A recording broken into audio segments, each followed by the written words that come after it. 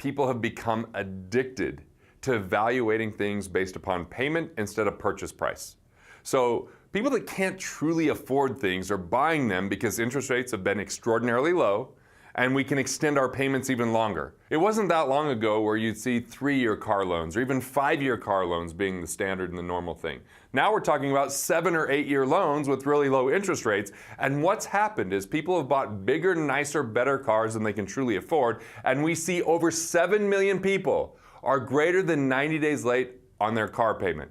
90 days or more. This means that the car market is overvalued right now. People are buying the vehicles based upon loans, the loans that they couldn't afford to write a check and pay cash for these vehicles, and now they're going to eventually be giving these cars back to the bank, and we're going to see a bigger amount going through the auctions, a bigger amount going into default, and that's going to put pressure on the industry. What does this mean for you? It means, number one, first and foremost, if you're going to buy something based upon borrowing, especially a depreciating asset, go with something more affordable rather than extending. Rather than making the loan longer and getting yourself into trouble because you can barely make the payment in good times, we have to be prepared for the bad times. So it's time to set aside cash. It's time to build up liquidity. So step number one, build up plenty of liquidity. Step number two, if you have high interest rate loans, pay that off before going out to invest in things that you don't know what the returns are going to be or are purely based upon speculation or hype. There's so many people that are investing in things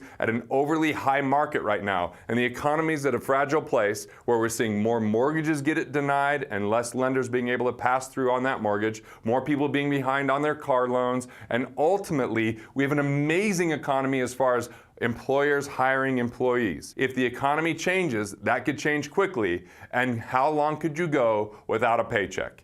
We see that less than like 50% of people actually have more than $1,000 that they get access to right now in America.